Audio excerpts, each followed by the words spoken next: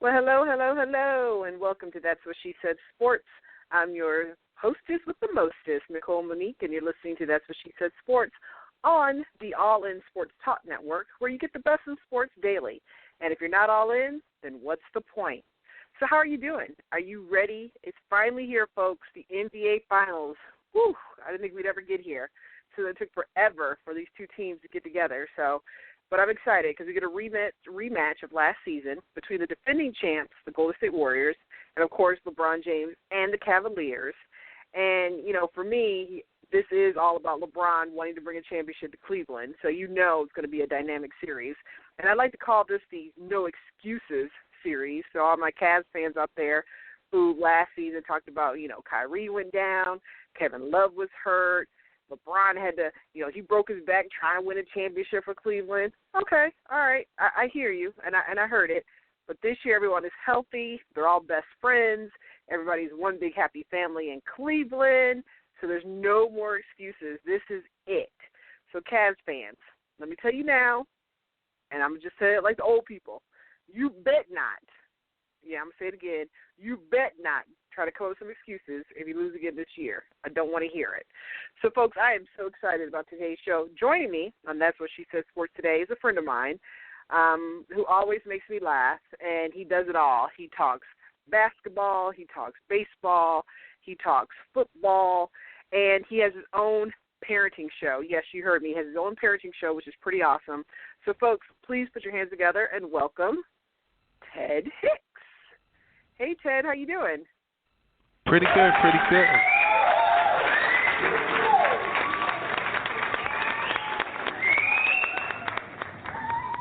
Pretty good, pretty good.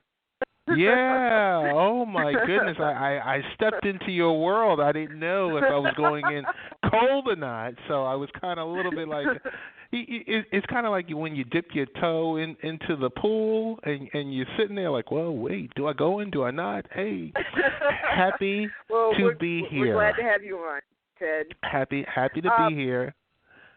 So I talked a little bit about the parenting show, but, you know, you have so much going on. Can you tell everybody what all the shows you're on and what network you're on? Okay. By trade, Happy Hour Network, which is just down the dial from the All In Sports Network, Sports Talk Network.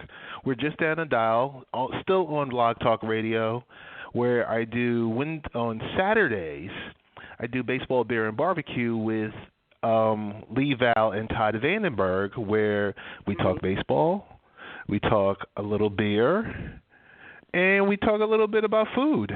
So that's Saturdays, 10 a.m. Eastern Time.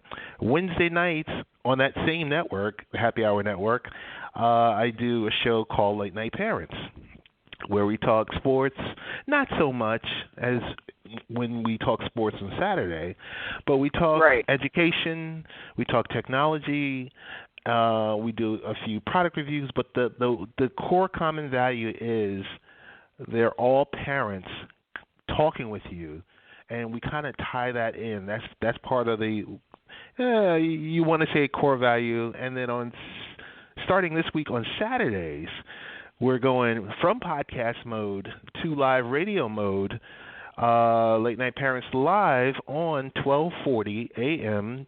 WGBB on Long Island, New York. You know, we Long Islanders say on Long Island. Everyone else says in Long Island.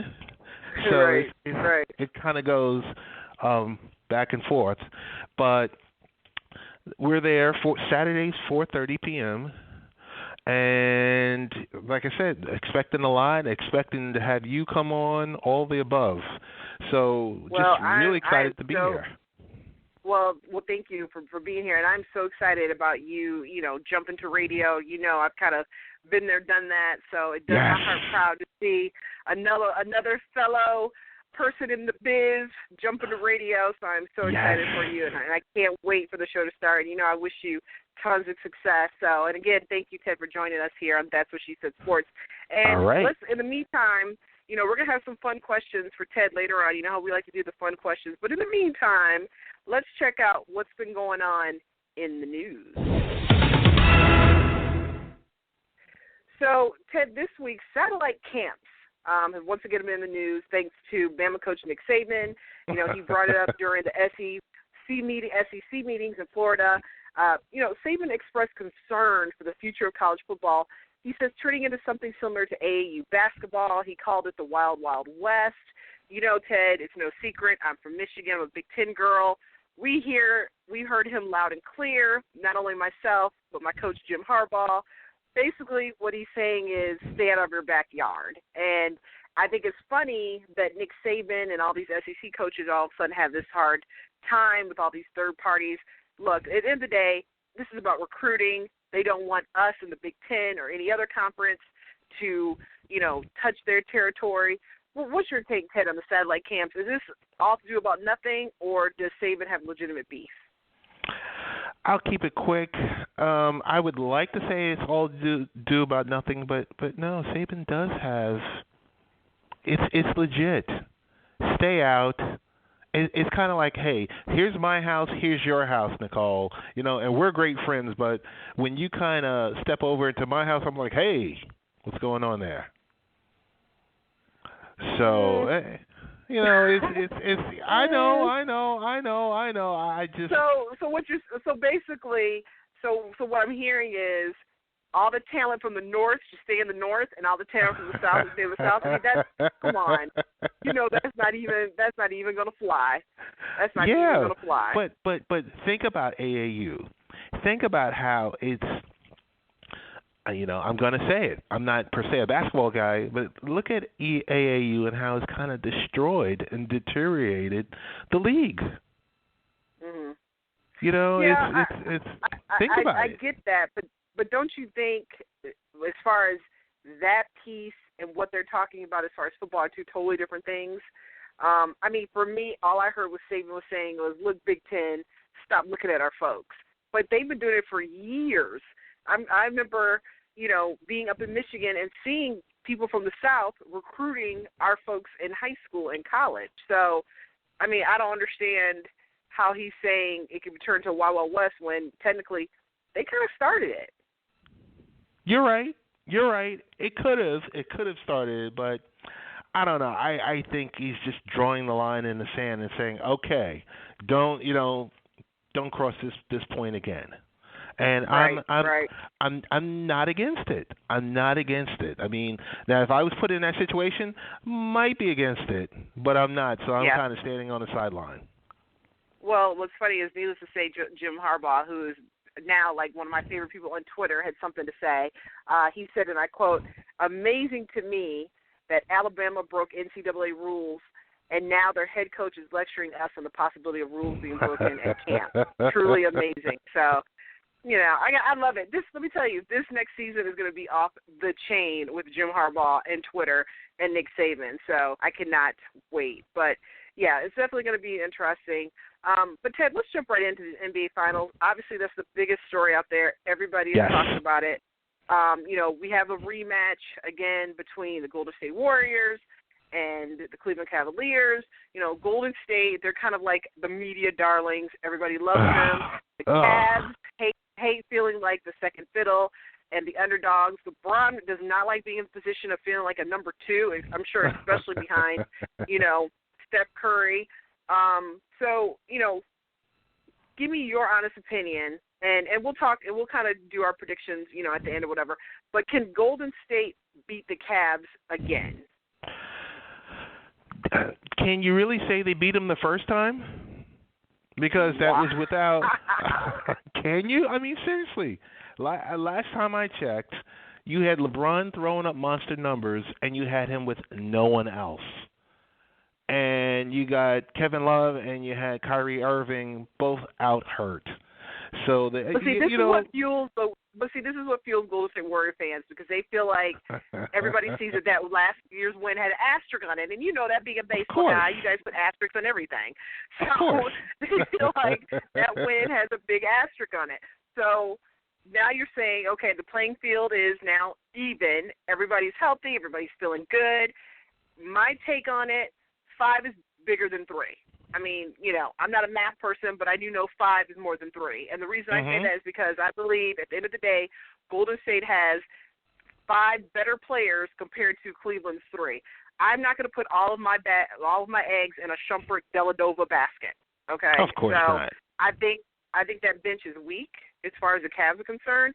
I think Steve Kerr is going to have a better time and a deeper bench when it comes down to, replacing players. And I think LeBron, again, is going to put up big numbers because I think Kyrie will help, but I think Kevin Love is going to do a disappearing act like he always does in the fourth quarter. So wow. I will tell you with confidence, and I'm feeling myself, but I feel like Golden State's going to win in 7. It's going to go the distance. Okay. I agree with you that, yes, it will go 7 games, but I think this is the year for the Cavs. I like how, the start of the season was one thing with David Blatt. It got a little unruly. I like Tyronn Lue. I like having him in that specific role, and I think that role was set up for him from day one, with making him the associate head coach, where, hey, we're not sure where this is going to go, but we want to have you as kind of like a exit strategy, or like, once we eject, this guy out of here, definitely Cavs 7. I think LeBron, along with a healthy Love and Kyrie, it's going to be a tough one. It's going to be something great for the fans to watch. That's after this is a very long and grueling finals. NBA playoffs. Well, but don't you feel like I don't feel like the East was as long as the West. Right. And I'm sitting here in Atlanta, so I can tell you for a fact it was not that long for us here. Right. As you well know. But I feel like the West took forever. I thought it was going to be I thought football season was going to start, and they were still going to be playing. That's what it felt like. Have you noticed, Ted, and thank you again for all those who are just now tuning in. You're listening to That's What She Said Sports. I'm your host, Nicole Monique, with my special co-host, Ted Hicks. Have you noticed that LeBron has been throwing a lot of shade at Steph Curry? At Steph Curry. It kind of started out with him getting the MVP. He questioned whether he was valuable. And, it just seems like there's been these nice little digs here and there. And LeBron is such a master of dealing with the media. He's been in the game for a long time. He knows that he can put these little things up there and people run with it. And he just came back recently and said, like, oh, no, you guys misunderstood what I meant about MVP.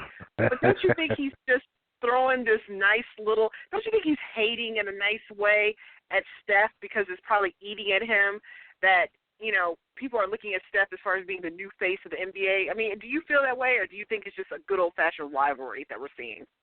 No, I think this is totally great on LeBron's part. I think this is part of him trying to get into his head.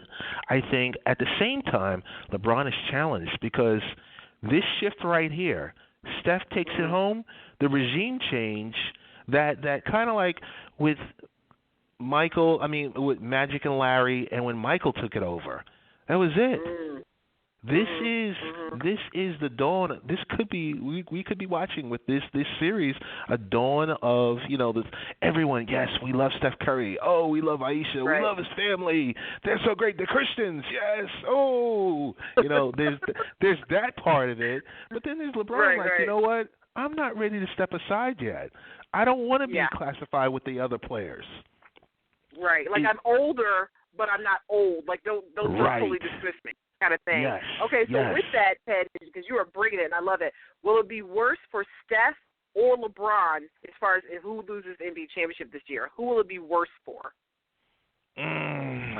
Of course, James, because you're going to look at his record and you're going to say 6 straight finals, 7 overall, and 2-5 record. You're going to be like, he's bum. Yeah. He's a bum juice. Well, it's so interesting you said that because me and my husband got in this. We call it a debate. Some people would say an argument, but we like to call it a sports debate. He tried to tell, he's like, hey, he made it to the final 6 times. That's still a big achievement, and nobody's giving him anything for that. I hear you, but I come from the Michael Jordan world. It's a bigger achievement when you get a ring. You know what I'm saying? I get getting there, but if you don't get there and seal the deal, as Kobe would say, I don't understand why we should pat him on the back. And that's my Nicole, argument sometimes Yeah.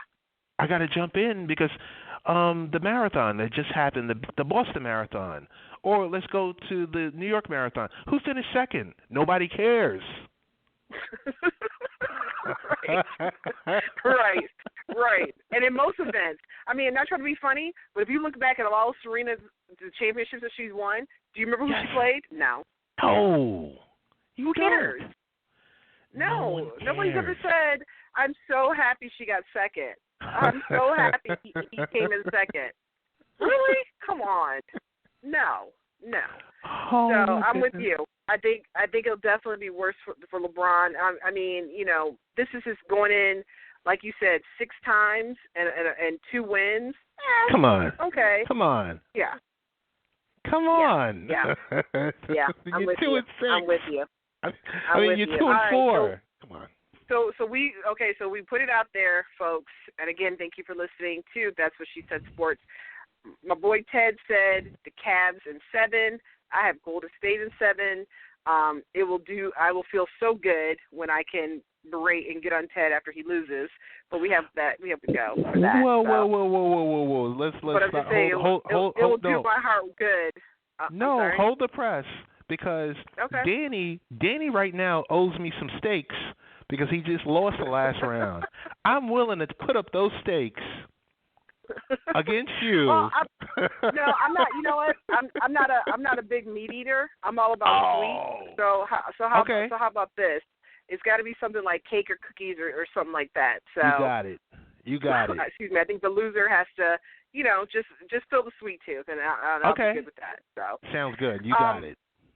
So Ted, you're a baseball guy. Before we get into your fun questions, any big news that's going on as far as in the baseball world? I mean, you know, I peek in there. You know, I'm kind of like a voyeur. I kind of go in every once in a while. I do know the Cubs are doing well. I do know my Braves are sucking.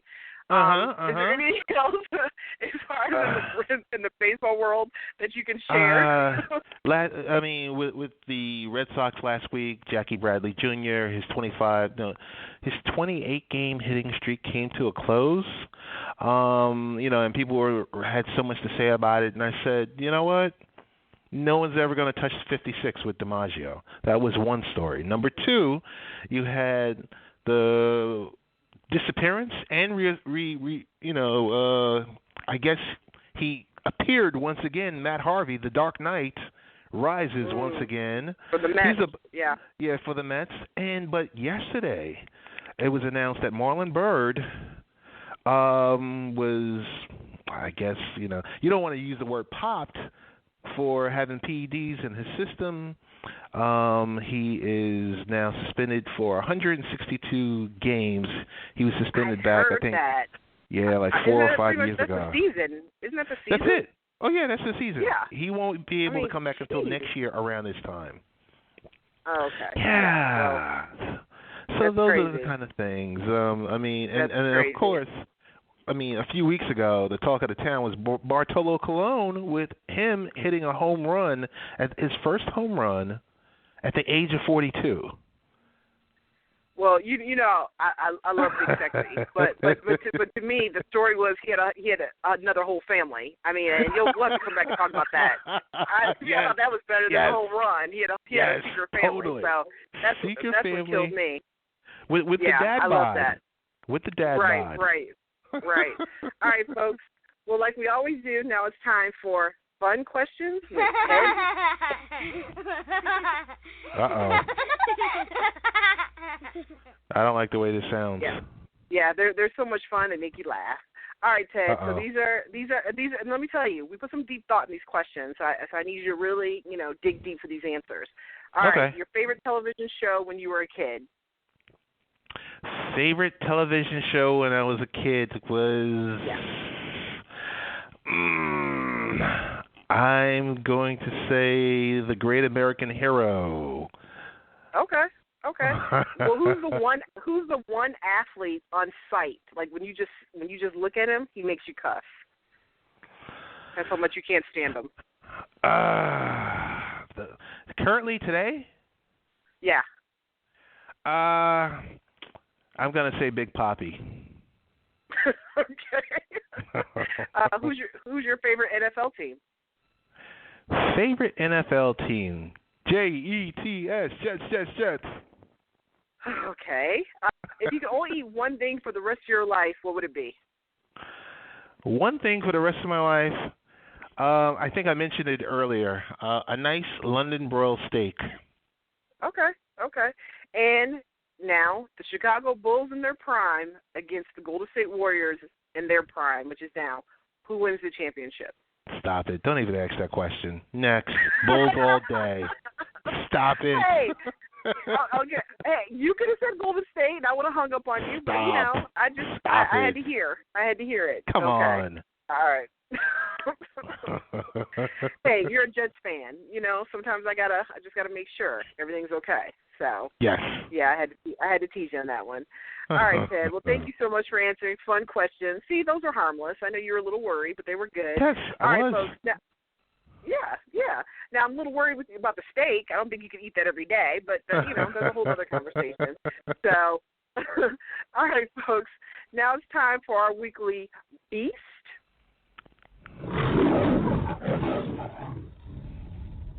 and Busters. I thought you'd love the little Buster sound effect. All right, so our Busters this week are quite interesting. We actually have more Beasts, but let's get these Busters out of the way. Reggie Jackson, do y'all remember him? No, not the baseball player. He played for OKC from 2011 to 2015. Well, he sent an emoji basically making fun of the fact that OKC lost the Western Conference Finals. And, a lot of people, it didn't sit with a lot of people. Now, what's interesting is Reggie obviously had a lot of time to come up with this place with the Detroit Pistons. Yeah. Right. So he's been home for a long time. Okay? So, yeah, Reggie, calm down. Our next Buster goes to, and you just brought him up, Matt Harvey, pitcher for the New York Mets. Now, what's interesting, Ted, you said he gets a Beast and a Buster. Can you kind of explain that? Yeah, he's a beast because of his performance on Monday. Bouncing back, 7 innings, multiple strikeouts. I mean, yes, it was against the Chicago White Sox, but it was good to see him in rare form. Why he gets a Buster is because the previous 2 games, he got shellacked. Maybe, I think, 26 hits, 17 runs, but that's not even it. Both occasions, he did not make himself available to the media. Okay. Yeah, I never did understand that. So, but if you're good, you have no problems getting in front of the mic. When everything goes wrong, you're hiding out or pulling a cam. Yeah, I said it. So, yeah. Don't even get me started on that. All right, well, our next Buster, and this kind of hits home, too, to talk about, as far as the late-night parenting show that you did, and this is something that Ted and I had talked about off the air, and I'm sure you all will be able to understand why this is a huge Buster of the week. This basically goes out to the 450,000 folks who recently signed a petition, Ted, wanting to press charges of negligence to the parents whose son fell in the gorilla pit. I'm sure we've all seen that video in the Cincinnati Zoo. The 17-year-old gorilla had to be shot because, if you hadn't seen it, it's very disturbing. He was dragging the little boy like a rag doll through the moat. So basically, this is a huge Buster to all of you who signed the petition. You should be ashamed of yourself because I didn't realize there were so many perfect people in the world, let alone perfect parents. I know personally, I have a 10-month-old, and he crawls over the house daily. It's 10 or 20 seconds of where is he because he's just all over the place. So I couldn't even imagine what's going to happen when he gets 2, 3, and 4. It's one of those terrible freak accidents. Totally. I say thank God, the boy is fine. And, yes. The parents, I couldn't even imagine. And that's something that kills me, Ted, about all these people who signed this petition. Had anybody, any concerns with the little boy? Any concerns with the parents might have gone through? I mean, for me personally, I think I would have had to jump in and get my full Tarzan on. I mean, I probably would have went nuts and killed some gorillas with my bare hands. Okay, I don't play. I feel so bad for Harambe. I really do. The gorilla who's no longer with us. I'm so sorry. I know they saved some of his sperm so that they can procreate or help him procreate and continue, his rich lineage. Folks, right. 4-year-old kid. Okay. For all parents out there that are listening, that that at some point in time You've blinked your eyes or turned your head, and you looked, and you've seen your little one. You're like, where are they? Right. This happened to me in the mall. I mean, it's human real. nature. It's a parenting thing. It's real. I mean, as good of a parent as you think you are, and you have your eyes on them, like you said, you blink, you turn your head. Kids are quick. I mean, and we're all human, so there's no negligence. I don't think that lady woke up that day and said, I'm throwing my kid in the gorilla pit, or man, I hope he falls in with a wild animal. Are you kidding me? Hey, Come Nicole, on. two things I want to say about this. One, what would these people be saying if that gorilla killed that little boy? Okay, that's number one. And number two, I don't want to see those parents on the talk show circuit at all or trying to get paid from this. This is a traumatic situation. Let's leave it there. Now, I mean, don't get me wrong. If Oprah comes calling, then that's something else. But you know what? Or if you want to invite me to the opening of the Tarzan movie in July, I'm just saying I would show up. But no, I feel you. But those had to be my busters of the week. But let's go into some beasts out there. First, obviously, had to give it to the Golden State Warriors. They're the only the 10th team in NBA history to come back from a 3-1 deficit in a playoff series, and that's out of 233 teams. So if that's not beast-like, I don't know what is. Totally. You also have to give it to Martin Truex Jr. for winning the Coca-Cola 600 in dominating fashion. Yes sir. I like me a little NASCAR, so you can talk about me, but I actually, Ted, when I used to live in New York, I had met some friends who were really into NASCAR, and they taught me a lot about the sport, so I'm really into it. So. Oh, cool. Next, I want to give it to the University of North Carolina. They edged out Maryland in overtime for their first NCAA men's lacrosse championship in 25 years. So that's pretty awesome.